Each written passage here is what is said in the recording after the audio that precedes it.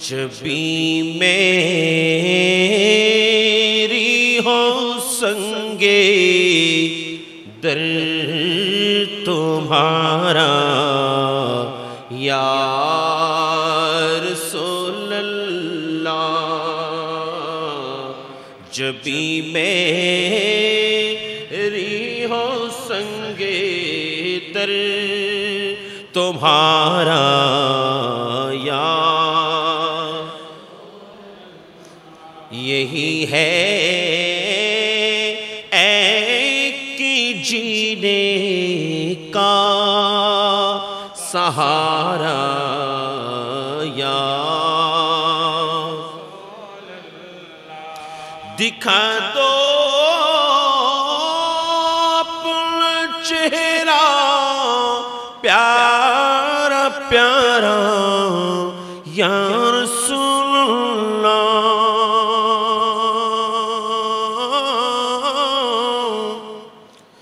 دکھا دو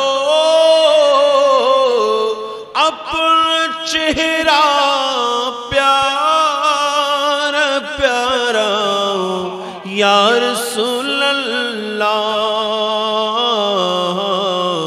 یہی ہے ایک جینے کا سہارا یا رسول اللہ، یہی ہے ایک جینے کا سہارا یا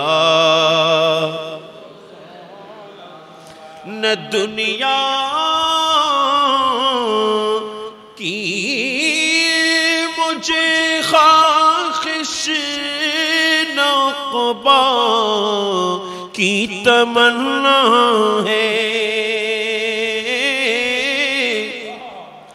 نہ دنیا کی مجھے خواہش نہ عقبا کی تمنا ہے، تمہارا ہو تمہارا ہو تمہارا یا رسول اللہ، تمہارا ہو تمہارا ہو تمہارا یا اللہم صلی علی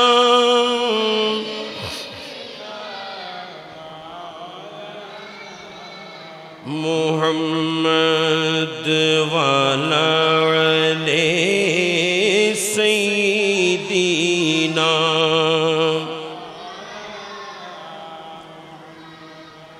صلاۃ یا رسول اللہ علیکم،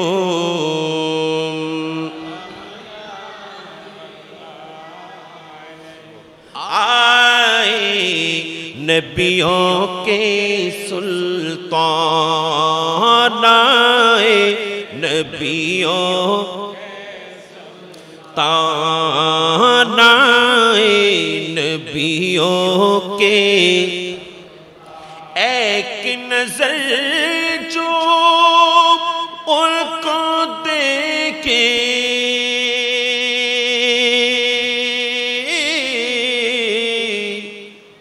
ایک نظر جو ان کو دیکھے ہو جائے قربان، آئے نبیوں کے سلطان، آئے نبیوں حوا مریم حور آئے، آمد کا سب جشن منائے، آمد کا سب جشن منائے، آمد کا سب جشن منائے، کرتے ہیں جبریل ابھی پیارا یہ اعلان،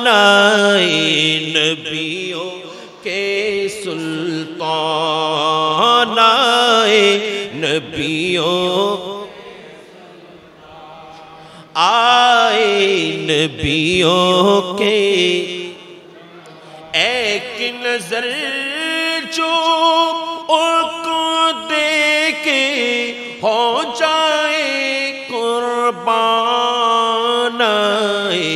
نبیوں کے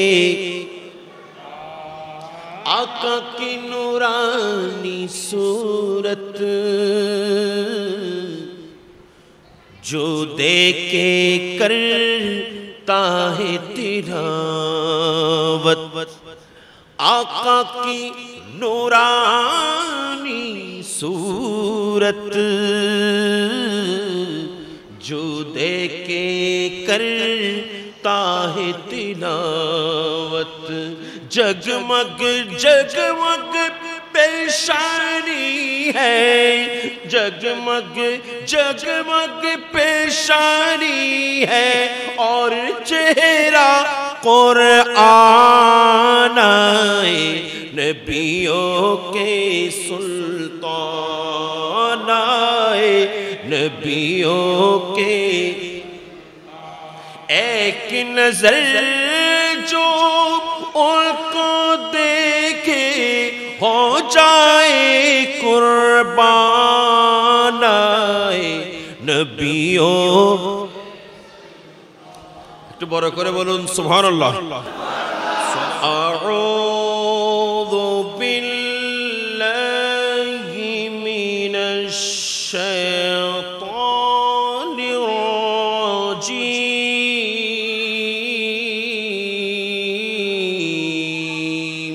বিসমিল্লাহির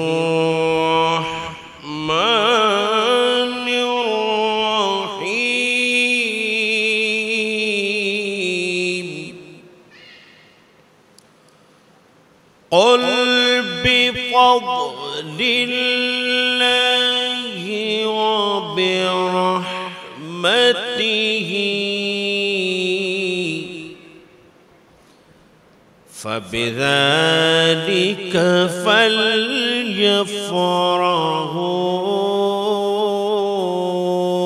فليفرحوا هو خير مما يجمعون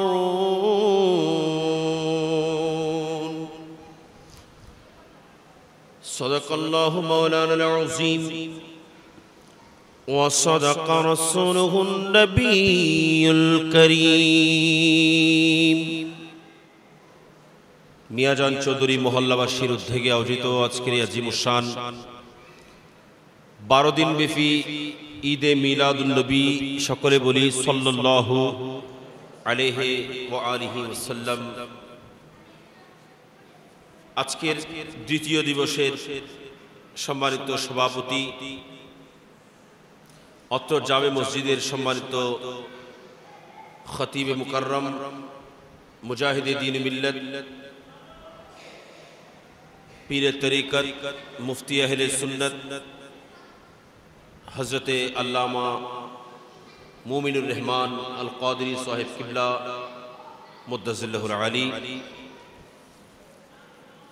تشریف فرما محبان رسول عاشقان شفیع المذنبین পর্দার আড়াল থেকে আমাকে শ্রবণরত মা এবং বোনেরা রহমানি ওয়া রাহিমাহুমুল্লাহ আসসালামু আলাইকুম ওয়া রাহমাতুল্লাহি ওয়া বারাকাতুহু আমি বিগত প্রায় এখানে মাহফিলটাতে মনে 4 বছর আসতেছে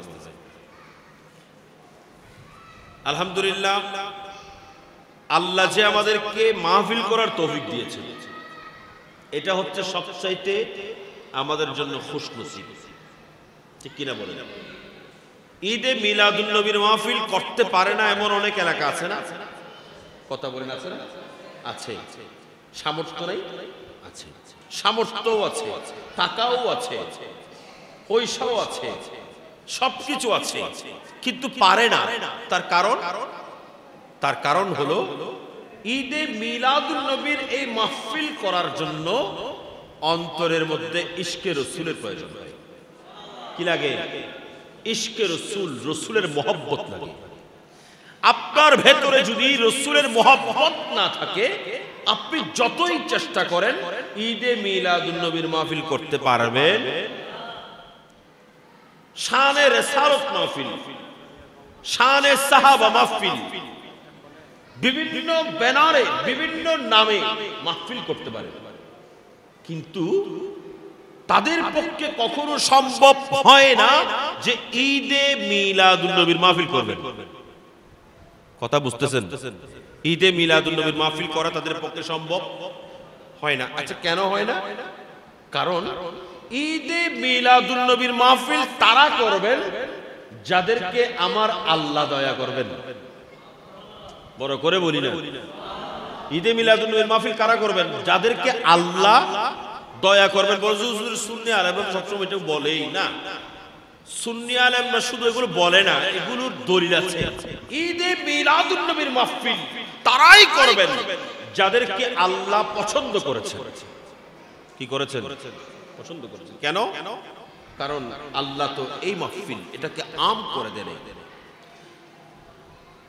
আল্লাহ জাল্লা শানুহু যখন ঈদে মিলাদুন নবীর মাহফিল করেছেন, আম্বিয়ায়ে কিরামদেরকে নিয়ে করেছেন, কারণ জানিয়ে দিয়েছেন মিলাদুন নবীর মাহফিল যে কেউ করতে পারবে, এটা বোঝানোর জন্য। এখন আপনারা বলবেন, হুজুর আমরা তো জানি আমরা সবাই গুনাহগার। আমার ভাইয়েরা আপনাদের খেদমতে আরজ করে যাই, যদিও আমার আল্লাহ জাল্লার শানুহু আমাদেরকে গুনাহ থেকে বিরত থাকার নির্দেশ দিয়েছেন, আমার রাসূলও গুনাহ থেকে বিরত থাকার নির্দেশ দিয়েছেন, কিন্তু আমরা যে গুনাহ থেকে বেঁচে থাকতে পারবো না, আমরা যে গুনাহগার হব, আমরা যে পাপী হব, আমরা যে দোষী হব, এটাও কিন্তু আমার আল্লাহ জানেন। সেই জন্য মহান রব্বুল আলামিন আহকামুল হাকিমিন পরওয়ারদিগারে আলম আমরা গুনাহগার বান্দাদের জন্য একটা সাহারা দিয়েছেন। আমার আল্লাহ জাল্লা শানুহু আমাদের মতো গুনাহগারদের জন্য একটা আশ্রয়স্থল দিয়েছেন। সেই আশ্রয়স্থলের নাম হলো মুহাম্মাদুর রাসূলুল্লাহ সাল্লাল্লাহু আলাইহি ওয়াসাল্লাম। আমার রাসূল বলেন, কুল্লু ইবনে আদম খাত্তাউন, প্রত্যেক আদম সন্তান গুনাহগার। ওয়া খায়রুল খাত্তাইন আত-তাওয়াবুন, যারা গুনাহ করেছেন গুনাহগার বান্দাদের মধ্যে উত্তম বান্দা কারা?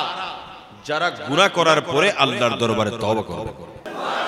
কিন্তু আমরা আপনারা যখন আল্লাহর দরবারে গুনাহের ক্ষমা চাইব, আয় আল্লাহ আমাদের গুনাহ ক্ষমা করে দাও, আল্লাহ আমাদের পাপ মোচন করে দাও, রব্বানা যালামনা আনফুসিনা ওয়া ইল্লাম তাগফির লানা ওয়া তারহামনা লানাকুনান্না মিনাল খাসিরিন। আল্লাহ চাইলে ক্ষমা করবেন, আল্লাহ চাইলে আবার আপনার গুনাহগুলো ক্ষমা নাও করতে পারেন। এখানে আমার আপনার কোনো অধিকার নেই। আমি আপনি বলতে পারবো না আল্লাহ ক্ষমা করলা না কেন, আল্লাহ ক্ষমা করে দাও না কেন, এগুলো বলার কোনো অধিকার নাই। কিন্তু আমার ভাইরা, আমার আল্লাহ বলছেন, ও আমার বান্দারা, তোমাদের জন্য আমি স্পেশাল একটা উপহার দান করেছি। আল্লাহ জাল্লা শানুহু কোরআনে কারীমের মধ্যে আবার এলান করতে লাগলেন, ওয়ালাউ আন্নাহুম ইয যালামু আনফুসাহুম জাউকা ফাস্তাগফিরুল্লাহ ওয়াস্তাগফার লাহুমুর রাসূলু লাওয়াজাদুল্লাহ তাওয়াবার রহিমা। আমার আল্লাহ এলান করতে লাগলেন, ইয়া রাসূলুল্লাহ, আপনি আপনার উম্মতদেরকে বলে দিন। কাকে? আপনার উম্মতদেরকে বলে দিন, ওয়ালাউ আন্নাহুম ইয যালামু আনফুসাহুম যদি আপনার উম্মত আমার বান্দারা যদি গুনাহ করে, পাপ করে, দোষ করে, অপরাধ করে, তারা যেন জাউকা আপনি রাসূলের কাছে চলে যায়, আপনি রাসূলের দরবারের মধ্যে চলে যায়। আপনি রাসূলের দরবারের মধ্যে যখন কোন গুনাহগার গিয়ে উপস্থিত হবেন, কোন খাকসার গিয়ে উপস্থিত হবেন, কোন অপরাধী গিয়ে উপস্থিত হবেন, আপনি রাসূলের কাছে যখন যাবেন, ফাস্তাগফিরুল্লাহ ওয়াস্তাগফারা লাহুমুর রাসূল, এবং তারা আপনি রাসূলের দরবারে গিয়ে আমি আল্লাহর কাছে ক্ষমা প্রার্থনা করবেন, ওয়াস্তাগফারা লাহুমুর রাসূল, এবং ওই বান্দাদের জন্য আপনি রাসূল আমি আল্লাহর কাছে ক্ষমা চাইবেন। লা ওয়াজাদুল্লাহ তাওয়াবার রহিমা, আমি আল্লাহকে তারা তাদের গুনাহের ক্ষমাকারী পাবেন। অর্থাৎ আমার আল্লাহ এই আয়াতের মাধ্যমে আমাদেরকে জানিয়ে দিলেন, যদি তোমার গুনাহ হয়ে যায়, যদি তোমার পাপ হয়ে যায়, তাইলে তুমি আমার মাহবুব নবীর দরবারে চলে যাও। তাইলে কি বোঝা যায়? রাসূলের মিলাদুন নবী আমরা সেজন্য করি কারণ আমাদের জন্য আল্লাহ সাহারা রেখেছেন আমার রাসূল। সেজন্য আমরা বলি নবী ছাড়া নাই সাহারা, জানো দুনিয়া ওয়ালা, নবী ছাড়া নাই সাহারা, জানো দুনিয়া ওয়ালা, নবী মোদের নয়ন মনি, নবী গলার মালা, নবী ছাড়া নেই সাহারা, নবীর জিকির আল্লাহর জিকির, নবী কমলিওয়ালা, নূর নবীজির গোলাম হলে, নূর নবীজির গোলাম হলে থাকবে না আর জালা, নবী ছাড়া নাই সাহারা, জানো দুনিয়া ওয়ালা, নবী মোদের নয়ন মনি, নবী কমনি ওয়ালা, নবী ছাড়া নাই সাহারা।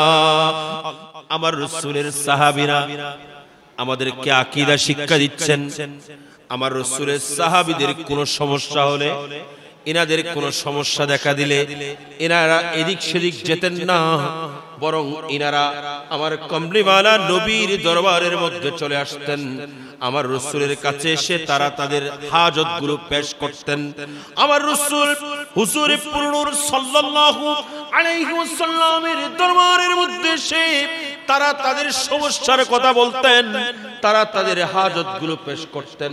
আমার রাসূল তাদের এই হাজতগুলো পূর্ণ করে দিতেন।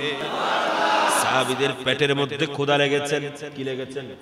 পেটের মধ্যে ক্ষুধা লেগেছেন। সাহাবীদের কাছে পেটে ক্ষুধা লেগেছেন, এরা আরজ করছেন আমার রাসূলের কাছে।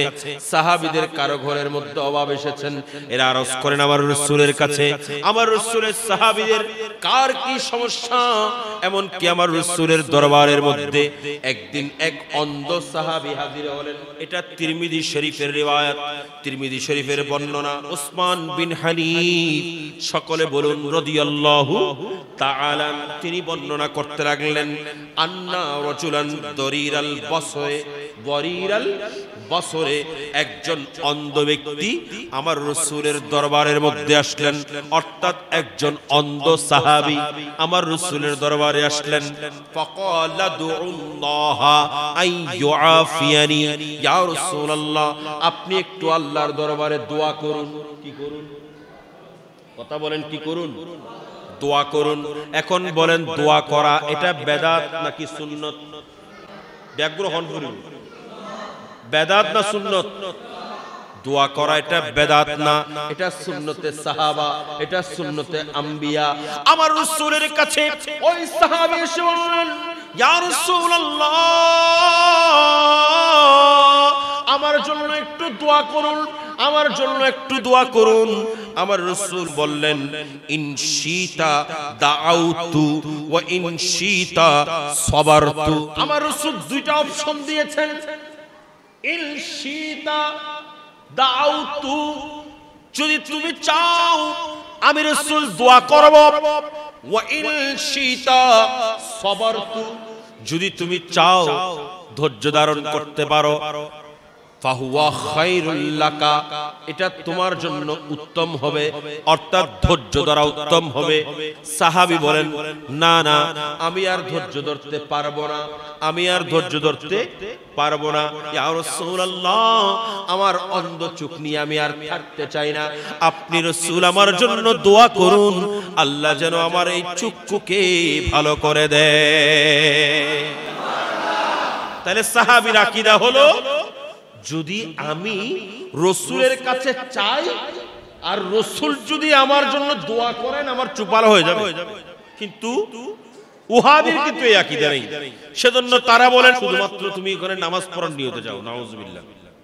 আচ্ছা ও নামাজ পড়বেন নিয়ত তো আল্লাহর ঘরে না সারা, আল্লাহর ঘরে নামাজ পড়লে 1 লক্ষ রাকাত নামাজের সওয়াব, আর মসজিদে নববী শরীফের মধ্যে নামাজ পড়লে 1 রাকাতে 50,000 রাকাতের সওয়াব।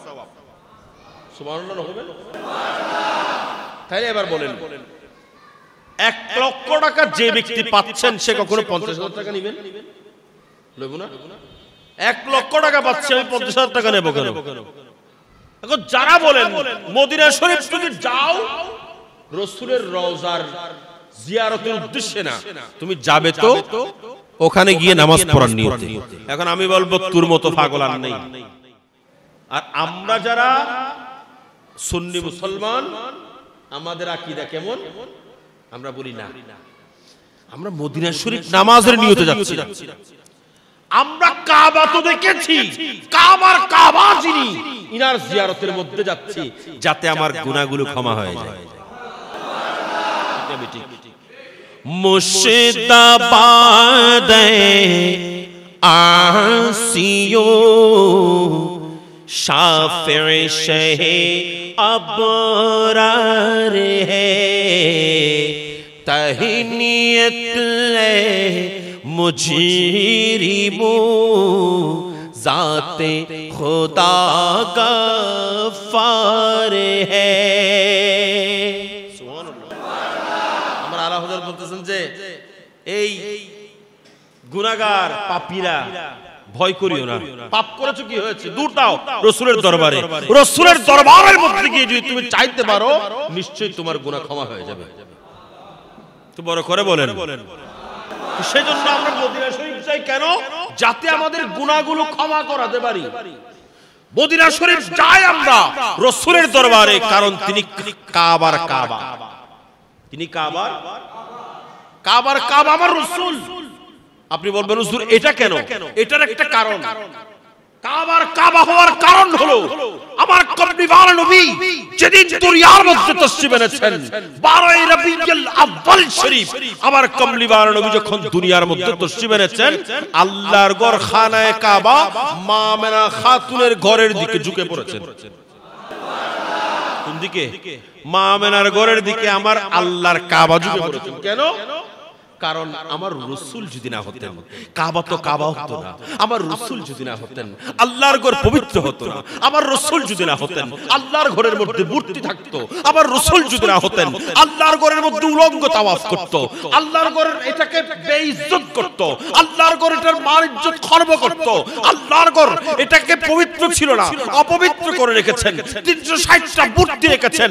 আল্লাহর ঘর খানায়ে কাবা এই ঘরটাকে পবিত্র করেছেন তো আমার রাসূল এসে করেছে।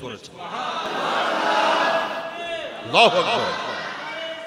ইয়া রাসূলুল্লাহ। সেজন্য আমার আলা হযরত বলতেছেন হাজিও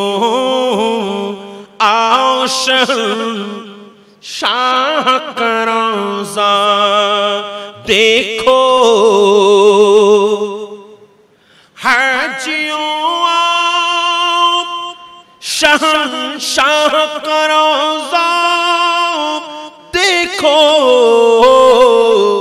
काबा तो देख चुके अब काबे का काबा देखो। আমার আলা হযরত বলছেন হাজিরা আসো আসো শাহেনশার রোজার দিকে যাও, কাবা তো দেখেছো, কাবাকে একটু জিয়ারত করো।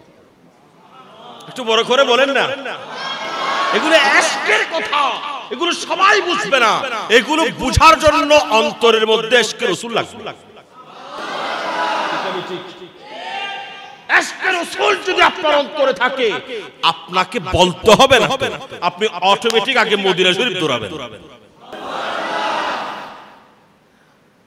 আল্লাহর নবী হুজুরে পুরুর সাল্লাল্লাহু আলাইহি ওয়াসাল্লামের রওজায়ে পাক, এটার সবচেয়ে গুম্বদের দিকে তাকিয়ে আপনি যখন সর্বপ্রথম সবচেয়ে গুম্বদের দিকে আপনার চক্ষু পড়বেন, আল্লাহর প্রিয় বান্দা যারা, আউলিয়ায়ে কিরাম যারা, সলিহিন যারা, এরা বলতেছেন সর্বপ্রথম রাসূলের রওজায়ে পাকে গিয়ে ওই সবচেয়ে গুম্বদের দিকে তাকিয়ে আপনি যেই দোয়া করবেন আল্লাহ সেই দোয়া কবুল করবেন। সেজন্যই তো আমরা মদিনা শরীফ যাই, ঠিক না বেঠিক? আচ্ছা, আমি শুরু করার আগে আমার ভাই একটা নাচ করতে কই, এইভাবে বুঝতে না? আজো কেন বিলম্ব মন দয়াল নবীর জিয়ারত, আজো কেন বিলম্ব মন দয়াল নবীর জিয়ারত, গেলে বুঝবি মদিনাটা আসলে জান্নাত, গেলে বুঝবি মদিনাটা আসলে জান্নাত, আজো কেন বিলম্ব মন। সবাই চায় কিনা বলেন? জিয়ারতে মুস্তাফা যদি আপনার নসিব হয়ে যায় নিশ্চয়ই আপনার জন্য আমার রাসূলের শাফাআত নসিব হবে। মান যারা কবরি, মান যারা কবরি, যে ব্যক্তি আমি রাসূলের রওজায়ে পাকের মধ্যে জিয়ারত করলো ওয়াজাবাত লাহু শাফাআতি, আমি রাসূলের শাফাআত তার জন্য ওয়াজিব হয়ে গেল। কি বলছিলাম? আমার রাসূলের ওই অন্ধ সাহাবী উনি কি বলছেন? ইয়া রাসূলুল্লাহ আমার জন্য একটু দোয়া করুন, ইয়া রাসূলুল্লাহ আমার জন্য একটু দোয়া করুন। কেন? ইয়া রাসূলুল্লাহ আমার অন্ধ চোখ, আমার চোখ অন্ধ, আমার চোখের দৃষ্টি শক্তি যেন ফিরে পাই, ইয়া রাসূলুল্লাহ আমার জন্য একটু দোয়া করুন। আমার ভাইরা, আমাদের দেশের ওয়াহাবিরা হলে এরা বলবেন চাইলে শুধু আল্লাহর কাছে চাও, আল্লাহর দরবারে চাও, আল্লাহ দেবেন। আর আমার রাসূলের সাহাবীর আকীদা দেখুন, আমার রাসূলের সাহাবী আমার রাসূলের দরবারে পাকের মধ্যে গিয়ে বলেন ইয়া রাসূলুল্লাহ ইয়া হাবিবাল্লাহ আমার চোখ অন্ধ, আমার জন্য একটু দোয়া করুন যেন আমার চোখের দৃষ্টিশক্তি ফিরে পায়। তাহলে রাসূলের দরবারে গিয়ে চাওয়া এটা হলো সুন্নত। এটা হলো কার সুন্নত? সাহাবীদের সুন্নত। আমার রাসূলের সাহাবীরা বলছেন ফা আমারাহু আইয়াতাওয়াদ্দা, আমার রাসূল তাকে নির্দেশ দিলেন সে যেন ওযু করে আসে। কি করে আসে? ওযু করে আসে। ফায়ুহসিনু wuzu'ahu, ওই ব্যক্তি সুন্দরভাবে ওযু করে আসলেন, ভালোভাবে ওযু করে আসলেন। ওয়া ইউসাল্লি রাকাতাইন, ওই ব্যক্তি 2 রাকাত নামাজ পড়লেন। আমার রাসূল বলেন 2 রাকাত নামাজ পড়ো, নামাজ পড়লেন 2 রাকাত। কিন্তু আমার রাসূল বললেন না তুমি 2 রাকাত নামাজ পড়ো, নামাজ পড়ে আল্লাহর কাছে চাও, এটা বলে নাই। আমার রাসূল বললেন তুমি 2 রাকাত নামাজ পড়ো। ওই ব্যক্তি 2 রাকাত নামাজ পড়লেন। আমার রাসূল এবার বললেন তুমি আমার সামনে বসো। ওই ব্যক্তি বসলেন, বসার পরে ওয়ায়াদউ বিহাযা দুআ, এবং আমার রাসূল ওই ব্যক্তিকে বললেন তুমি দোয়া করো। কি করো? দোয়া করো। কি করো? অননমাত্তাকুন কি করো? বড় করে বলেন কি করো? ওই ইয়াং ভাইরা বলেন কি করো? কারণ এটা আমার রাসূলের সুন্নাত দোয়া করা। এ আমার সাহাবী তুমি দোয়া করো। আমার রাসূলের সাহাবী ওয়ায়াদউ বিহাযা দুআ, তুমি দোয়া করো। কি দোয়া? আমার রাসূল সেটাও শিখিয়ে দিচ্ছেন, আমার রাসূল সেটারও তালিম দিচ্ছেন। আল্লাহুম্মা ইন্নী আসআলুকা আতাওয়াজ্জাহু ইলাইকা, আয় আল্লাহ আমি তোমার কাছে চাই, তোমার দিকে মনোনিবাস করেছি। তুমি আল্লাহর কাছে চাইতে লাগলাম। আতাওয়াজ্জাহু ইলাইকা বিনবিয়িকা মুহাম্মাদিন নবিয়্যির রাহমা, তোমার ওই পয়গম্বর যাকে তুমি রহমতুল লিল আলামিন, যাকে তুমি দুনিয়া কায়নাত বানিয়ে, যাকে তুমি সুফরদ করেছো, যাকে তুমি মুখতারে কুল বানিয়েছো, যাকে তোমার হাবিব বানিয়েছো, যাকে সকল নবীদের সেরা বানিয়েছো, যাকে এই দুনিয়ার মধ্যে তুমি প্রেরণ করে এই দুনিয়ার সমস্ত কিছুর চাবিকাঠি দান করেছো, সেই রাসূলকে তুমি এই দুনিয়ার মধ্যে প্রেরণ করে কুল কায়নাতের মালিকানা দান করেছো। এই রাসূলের ওসিলা ধরে তুমি আল্লাহর কাছে চাচ্ছি, তুমি আল্লাহর কাছে চাচ্ছি, ওই রাসূলের ওসিলাই চাচ্ছি। এখন রাসূলের ওসিলা মানা এটা আমাদের জন্য বৈধ হলো। এই হাদিসের মাধ্যমে, এই হাদিসের মাধ্যমে আমরা বুঝলাম রাসূলের ওসিলা ধরা এটা বেদাত নয়, বরং এটা হলো আমার রাসূলের সাহাবীদের সুন্নাত। আয় আল্লাহ, তোমার কাছে চাচ্ছি ওই রাসূলের ওসিলাই। এখানে শেষ নয়, বরং ইয়া মুহাম্মাদু ইন্নী তাওয়াজ্জাহতু বিকা ইলা রাব্বি ফি হাজাতি হাযিহি লাতুকদাদি আল্লাহুম্মা ফাশাফিহু ফিয়া। আল্লাহর রাসূল হুজুর পুরুর সাল্লাল্লাহু আলাইহি ওয়াসাল্লামের ওই সাহাবী এতক্ষণ তো আমার রাসূলের ওসিলা ধরে দোয়া করেছেন, আমার রাসূলের ওসিলা মানা এটাকে জায়েজ করেছেন, এটাকে আমাদের জন্য সুন্নাত বানিয়েছেন। এবার তিনি কি বললেন? ইয়া মুহাম্মাদু, ইয়া মুহাম্মাদু মানে ইয়া রাসূলুল্লাহ। গুনো গুনো হলো সাহেব, বেগুনো হতো ইয়া রাসূলুল্লাহ। আমরা যখন নারায়ে রিসালাত তখন কি বলি? ইয়া বলেন না ইয়া, তাহলে ইয়া রাসূলুল্লাহ বলা এটাও ওই সাহাবীর সুন্নাত। আমি কিন্তু হাদিস পড়বো একটা, বেশি পড়বো না, একটা হাদিস দিয়ে আমাদের আকীদা সব বের করব। ইয়া রাসূলুল্লাহ বলা এটা হলো সুন্নতে সাহাবা। নারায়ে রিসালাত, নারায়ে রিসালাত, নারায়ে রিসালাত,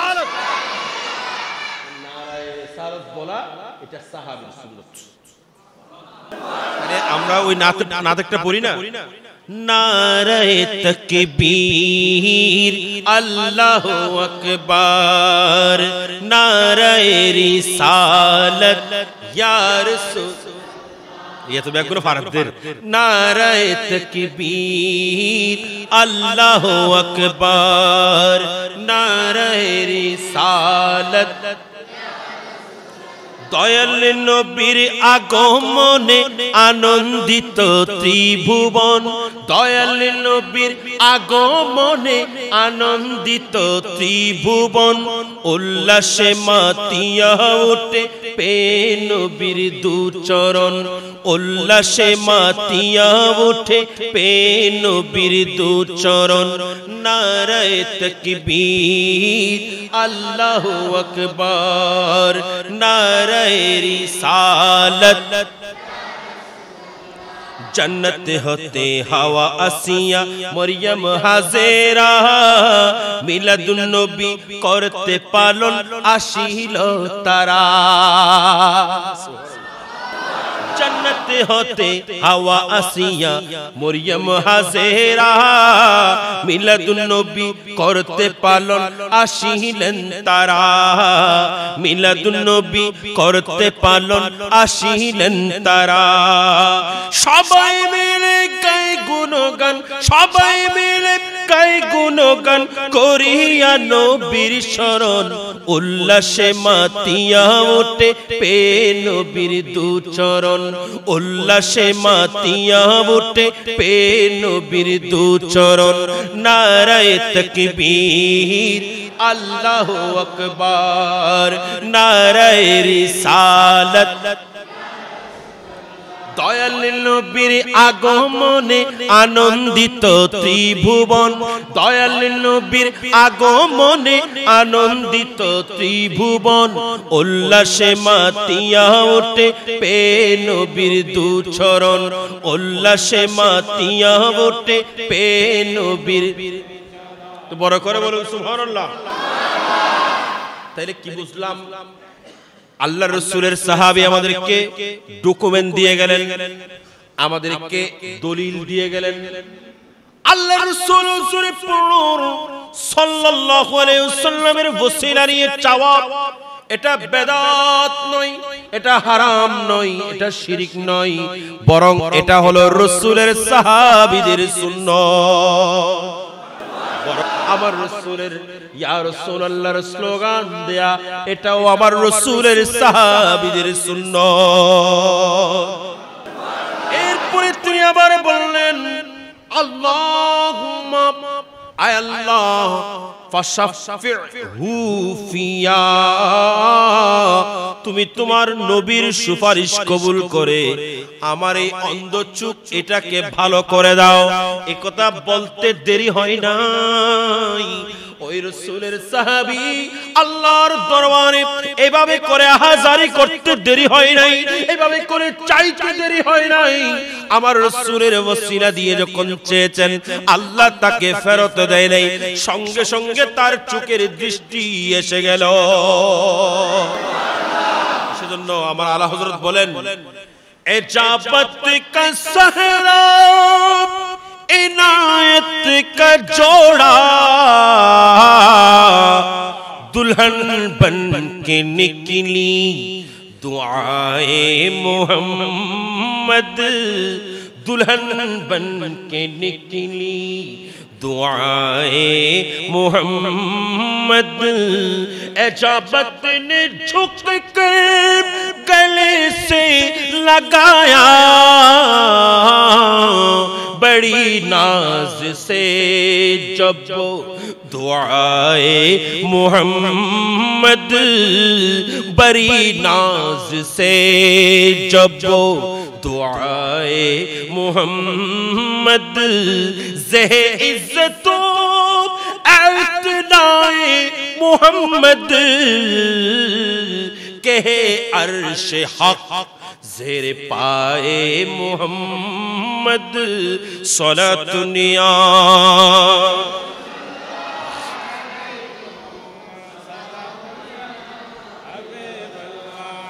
তাইলে কি বুঝলাম? আমার রাসূলের ওসিলা ধরে যখন চেয়েছেন, আমার আল্লাহ সঙ্গে সঙ্গে দোয়া কবুল করে ওই রাসূলের সাহাবীর চোখের দৃষ্টি ফেরত দিয়ে এটাই দুনিয়াকে জানিয়ে দিয়েছেন, আপনার কোনো মুসিবত হয়েছে তো আপনি রাসূলকে ওসিলা বানান, আপনার কোনো পেরেশানি এসেছে আপনি রাসূলকে ওসিলা বানান। আমার ভাইরা, আমি আজকে এই হাজীপাড়া এলাকার মাহফিলের মধ্যে বসে হাজীপাড়া এলাকার এই মিয়াজান চৌধুরী মহল্লার মানুষদেরকে শুভ সংবাদ দিয়ে যায়, এই ঈদে মিলাদুন নবীর মাহফিল আপনারা 12 দিন পর্যন্ত যদি যথাসময়ে উপস্থিত হয়ে মনের মধ্যে একটা আশা নিয়ে চাইতে পারেন, মনের মধ্যে একটা উদ্দীপনা নিয়ে চাইতে পারেন, মনের মধ্যে একটা আকাঙ্ক্ষা রাখতে পারেন, আয় আল্লাহ আমরা তোমার মাহবুব নবীর ওসিলায় এই 12 দিন ব্যাপী মাহফিলের মধ্যে প্রত্যেকদিন উপস্থিত হয়ে তোমার মাহবুব নবীর ওসিলায় তুমি আল্লাহর কাছে চাই, আল্লাহ তুমি আমার এই হাজত পূর্ণ করো, আল্লাহ তুমি আমার এই সমস্যার সমাধান করো। আমি আপনাদেরকে বলে যাই, যদি ইখলাস অন্তরের মধ্যে নিয়ে এই মিলাদুন নবীর মাহফিলের মধ্যে আপনি চাইতে পারেন, নিশ্চয়ই আল্লাহ আপনার সমস্ত সমস্যার সমাধান করবে। আমি আপনাদেরকে খুশখবর দিয়ে যাই, আমার রাসূলের শাফাআতের যে হাদিসগুলো আছে এগুলো যখন তেলাওয়াত করবেন এগুলোর মধ্যে দেখতে পাবেন, এগুলোর মধ্যে আমি দেখব আমার রাসূল বলছেন, আমি ওই বান্দাদের জন্য আমি রাসূল সুপারিশ করব। কেমন করব? আমি রাসূল আল্লাহর দরবারে সিজদার মধ্যে পড়ে থাকব, সিজদার মধ্যে পড়ে থাকব যতক্ষণ পর্যন্ত আল্লাহ আমার সমস্ত গুনাহগার উম্মতদেরকে ক্ষমা করবেন না, ততক্ষণ আমি আমার সর মুবারক করব না। বুখারী শরীফের হাদিস। হুজুরের রুমের মধ্যে বুখারী শরীফ আছে, আপনারা খুলে দেখুন। একবার নয়, অনেকবার তাকরার হয়েছে হাদিস। আমার রাসূল বলেন, আমি বাহশরের ময়দানের মধ্যে যখন যাব, ওই বাহশরের ময়দানের মধ্যে সমস্ত নবীগণ তারাও অপেক্ষায় থাকবেন আমি রাসূলের অপেক্ষায়, আমি মুহাম্মদ রাসূলুল্লাহর অপেক্ষায়। আর আমি আল্লাহর দরবারে গিয়ে, আল্লাহর আরশের সামনে গিয়ে আমি রাসূল সিজদার মধ্যে পড়ব, আমি রাসূল সিজদার মধ্যে পড়ব, আমি আল্লাহর দরবারে সিজদা দিয়ে আমি আল্লাহর কাছে চাইবো। আমি যখন সিজদা দেব, আল্লাহ বলবেন, ইয়া মুহাম্মদু সাল সাল সাল, ইয়া মুহাম্মদু সাল, তুমি চাও আমি আল্লাহর কাছে, তা তোমাকে দেওয়া হবে, তোমাকে দেওয়া হবে। তুমি যা চাইবে তা দেওয়া হবে, তুমি যা চাইবে তা দেওয়া হবে। আমি রাসূল সেদিন আর কিছু চাইবো না, সেদিন আর কিছু চাইবো না, সেদিন আমি একটাই চাইবো, আল্লাহ আমার গুনাহগার উম্মতগুলো ক্ষমা করে দাও। আপনারা আমরা ওই রাসূলের মিলাদুন নবীতে বসেছি। দুনিয়ার মধ্যে আমার বাবা মা বন্ধু বান্ধব, দুনিয়ার কত প্রেমিক, কত ভালোবাসার মানুষ আছে, কিন্তু যখন ওই মাহশরের ময়দানের মধ্যে যাবেন, তখন কেউ আপনার হবে না, কেউ আপনার হবে না, কেউ আপনার হবে না। সবাই আপনাকে ফেলে চলে যাবেন, সবাই আপন আপন আমল নিয়ে ব্যস্ত হয়ে যাবেন। আমার রাসূলের একটা হাদিসে পাক মনে পড়ে যায়। আমার রাসূল বলছেন, ওই মাহশরের ময়দানের মধ্যে মানুষ দৌড়াবেন তার বাবার কাছে, বাবা তুমি আমাকে এত ভালোবাসতে, বাবা তুমি আমাকে এত পছন্দ করতে, বাবা আমাকে কিছু আমল দাও যাতে করে আমি পার হতে পারি। বাবা বলবেন, আমি কিভাবে দেব, কারণ আমি নিজেই তো অপরাধী, আমি নিজেই তো অপেক্ষায় আছি, কিভাবে পার হব। মার কাছে যাবেন, মা বলবেন, বাবা আজকে দেওয়ার মতো আমার কাছে কিছুই নেই। বন্ধুর কাছে যাবেন, বন্ধু বলবেন, অসম্ভব ব্যাপার, দুনিয়ার মধ্যে বন্ধুত্ব ছিল, এখানে কোনো বন্ধুত্ব নেই। বউর কাছে যাবেন, স্ত্রীর কাছে যাবেন, স্ত্রী বলবেন, না না, তুমি দুনিয়ার মধ্যে স্বামী হিসাবে যেটা দায়িত্ব পালন করার ছিল তুমি সেটাই পালন করেছো, আমি আজকে কি দেব তোমাকে। যখন সবার কাছ থেকে মাহরুম হয়ে যাবে, সবার কাছ থেকে যখন মাহরুম হয়ে ওই ব্যক্তি যখন নিজের এই গুনাহ নিয়ে, গুনাহের বোঝা নিয়ে যখন চিন্তায় পড়ে যাবেন, তখন একজন ডাক দিতে আসবেন, একজন ডাক দিবেন, একজন ডাক দিয়ে বলবেন, এ আমার উম্মত, তুমি আমার ওই মিলাদুন নবীর মাহফিলের মধ্যে ওই মিয়াজান চৌধুরী জামে মসজিদের মধ্যে বসে কিছুক্ষণ সময় আমি রাসূলের প্রেমের সাগরের মধ্যে তুমি ডুব দিয়েছিলা, আমি রাসূলের প্রেমের মাহফিলের মধ্যে বসেছিলা, আমি রাসূলের ভালোবাসা অন্তরের মধ্যে ধারণ করেছিলা। আমি তোমাকে আজকে শুভ সংবাদ দিয়ে যাই, আমি তোমাকে আজকে এই মাহশরের ময়দানে যখন তোমার কেউ হবে না, আজকে তোমাকে আমি শুভ সংবাদ দিচ্ছি, ওই মিলাদুন নবীর মাহফিলের ওসিলায় ওখানে দাঁড়িয়ে তুমি আমি রাসূলকে সালাম দিয়েছিলে, আমি রাসূল ওই সালাম কবুল করেছি। কারণ আমি রাসূলের হাদিস, যখন কোনো বান্দা আমি রাসূলকে সালাম দেয়, আমি রাসূল সেটা শুনতে পাই, আমি রাসূলের কাছে সেটা পৌঁছানো হয়। তোমরা ওই মিয়াজান চৌধুরী জামে মসজিদের মধ্যে বসে আমি রাসূলকে সালাম দিয়েছো, আমি রাসূল শুনেছি। যাও, আজকে আমি আল্লাহর দরবারে তোমাদের জন্য সুপারিশ করছি, আল্লাহর দরবারে তোমাদের জন্য সুপারিশ করছি। যতক্ষণ তোমরা আমার সঙ্গে বেহেশতে যাবে না, ততক্ষণ আমি রাসূল বেহেশতে প্রবেশ করব না। যখন এভাবে ডাক দিতে থাকবেন, আল্লাহ বলবেন, ইরফা ইরফা ইরফা, তুলুন তুলুন, ইরফা রাসাকা, আপনি রাসূলের সর তুলুন, সর তুলুন। আল্লাহ কিভাবে তুলবো, আল্লাহ কিভাবে তুলবো, আমার উম্মত তো গুনাহগার, আমার উম্মত তো পাপী, আমার উম্মত ছাড়া আমি যাবো কেমনে। আমার আল্লাহ বলবেন, তুমি চাও আমার কাছে কি চাইবে, তুমি কি 1 লক্ষ চাচ্ছ, 2 লক্ষ চাচ্ছ, 3 লক্ষ চাচ্ছ, 1 কোটি চাচ্ছ, 2 কোটি চাচ্ছ, কত উম্মত চাই তোমার, আমি আল্লাহ দেব। তারপরও তুমি সিজদায় পড়ে থেকো না, কারণ আমি আল্লাহ এই মাহশরের ময়দান সাজিয়েছি তুমি মুহাম্মদুর রাসূলুল্লাহর শান দেখানোর জন্য। আল্লাহ মাহশরের ময়দান সাজিয়েছেন আমার রাসূলের শান দেখানোর জন্য। ফাকাত ইত্তিনা সবব है इले कर दी बज में महशर का कि उनकी शान महबूबी दिखाई जाने वाली है, कि उनकी शान महबूबी दिखाई जाने वाली है। আল্লাহ যতক্ষণ পর্যন্ত আমার ওই সমস্ত উম্মত সবগুলোকে ক্ষমা করবে না, ততক্ষণ আমি রাসূল জান্নাতে যাব না। আমার সমস্ত উম্মতকে নিয়েই আমি জান্নাতে যাব। হুজুরের কাছে আসুন, হুজুর আপনাকে দেখাবে। ওয়ালা সাউফা ইউতিকা রাব্বুকা ফাতারদা, এটার আয়াতের তাফসীর যখন আপনি হুজুরের কাছে এসে দেখবেন, চায়ের দোকানে না, বন্ধু বান্ধব নিয়ে নয়, আহলে হাদিসের কাছে নয়, ওয়াহাবির কাছে নয়, সালাফির কাছে নয়, একজন সুন্নি খতিবের কাছে যদি আপনি এসে যদি জিজ্ঞেস করেন, মাওলানা মুফতি মুবিনুর রহমানের কাছে যদি জিজ্ঞেস করেন, তিনি আপনাকে হাদিস দেখাবেন, তিনি কোরআনের তাফসীর দেখাবেন। এই তাফসীরের মধ্যে আছেন ওয়ালা সাউফা ইউতিকা রাব্বুকা ফাতারদা, এই আয়াতের তাফসীরের মধ্যে এই হাদিসটা আছেন এবং আমার রাসূল কি বলেছেন সেটাও আছে। ওয়া আখির দাওয়ানা আনিল হামদুলিল্লাহি রাব্বিল আলামিন, ওয়াসসালামু আলাইকুম ওয়া রাহমাতুল্লাহি ওয়া বারাকাতুহু।